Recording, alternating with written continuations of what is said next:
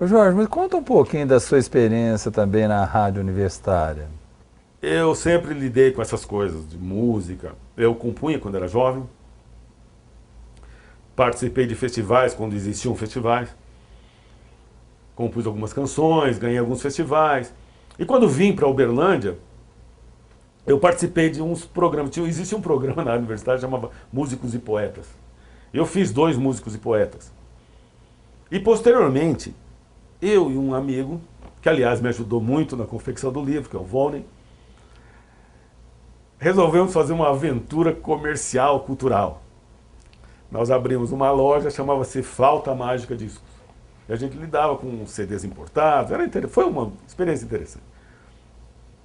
E aí, nessa época, eu resolvi que ia fazer um programa de rádio com algumas coisas que a gente tinha como experiência da flauta mágica e tal.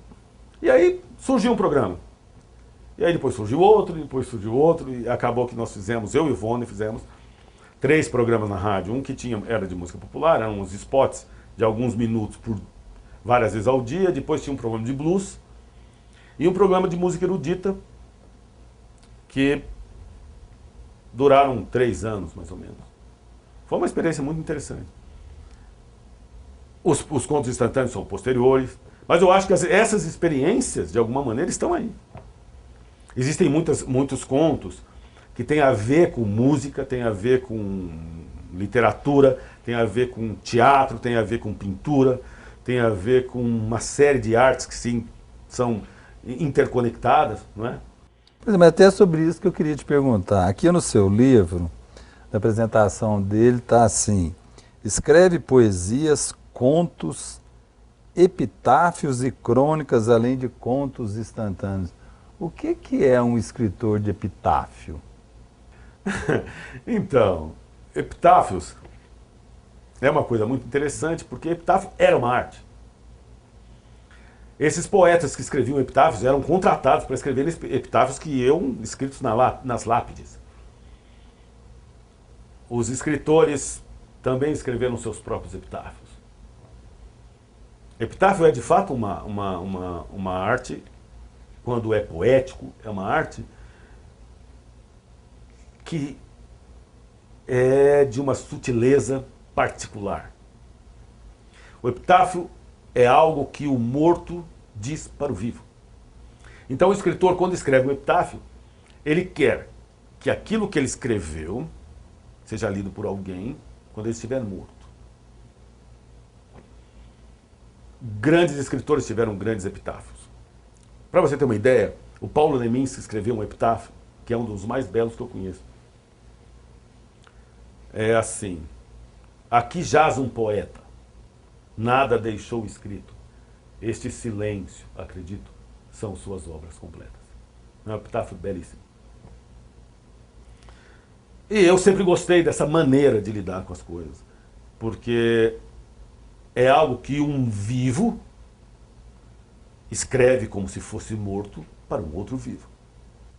Então, eu defino um epitáfio com certa ironia, porque eu vou publicar meus epitáfios. Eu escrevi mais de 150 epitáfios. O bom dessa vertente é que o epitáfio lida com as coisas mais importantes, talvez, que sempre atormentaram e fascinaram a mente humana. A vida, a morte e o tempo. E como o tempo liga essas coisas. E aí eu fiz uma brincadeira, que é uma ironia, que diz assim: um epitáfio bem escrito por um vivo diletante não tem drama nem conflito para um morto militante. Essa é uma brincadeira, mas o que o poeta que escreve epitáfios exerce essa possibilidade de parecer estar morto, de poder viver algo que ele não é, o morto. E como é esse exercício poético dessas 3 coisas, do tempo, da vida e da morte, eu acho que é uma forma poética muito interessante e que possibilita a alguém que queira exercitar essa habilidade da poesia a fazer coisas muito boas. O livro que eu vou escrever sobre epitáfios, que já uma parte já escrevi, já tem até nome, chama Lapidares. Já tem nome. Né? Dado que a palavra lapidar, que você entende como dar a forma acabada, finalizada, bem feita, vem de lápide. Porque lápide é aquilo que vai quando você não existe mais, mas a sua vida como história já existe e já acabou. Quando você coloca a frase na lápide, é como se você assinasse o quadro. E quando você assina um quadro, supostamente, você não mexe mais. Ele acabou. A lápide acaba aquilo que é a sua vida. É como se fosse a sua assinatura da sua vida. E a assinatura da sua vida tem que ser alguma frase que seja definitiva e boa. E de alguma maneira sintética, a ponto de sintetizar o que você entendeu que a sua vida fosse de melhor. Eu vou falar o meu epitáfio. O que vai na minha lápide. Que eu escolhi, né? Para ir na minha lápide. É assim. Não chore minha desdita, a não ser que por disfarce, para que seu olhar não reflita a suprema dor de olhar-se. Então é um tipo de poesia para o outro refletir, não apenas sobre a vida que já se foi do mundo, mas sobre a sua própria. Sobre o tempo que lhe resta, ou sobre a efemeridade da sua vida.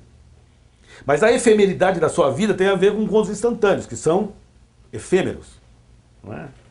E efêmero é uma palavra interessante, porque também é do mesmo radical que efeméride, que é aquilo tudo que aconteceu na história e que foi, vamos dizer assim, não que tenha sido bom ou importante, mas que tenha marcado algum ponto da história.